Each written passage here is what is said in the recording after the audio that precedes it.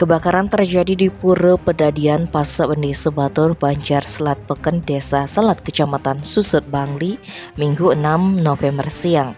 Kejadian itu mengakibatkan sebuah pelinggih ludes. Kini Polsek Susut masih melakukan penyelidikan penyebab kejadian tersebut. Kasih Humas Polres Bangli Ibtu Iwayan Sarte mengungkapkan, berdasarkan keterangan warga di Ketut Puji Lestari sekitar pukul 12:45, dia berada di rumahnya persis di sebelah TKP. Saat itu dia melihat anjing yang melolong ke arah pura. Ternyata api berkobar membakar Palingge Balai Pengaruman beratap ijuk. Saksi pun berteriak memanggil warga lainnya untuk memadamkan api sebelum petugas pemadam kebakaran tiba di lokasi. Namun sayang, Palingge itu tak terselamatkan.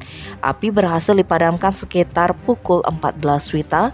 Sarte mengatakan penyebab kebakaran masih dalam penyelidikan. Tim Bali Express melaporkan.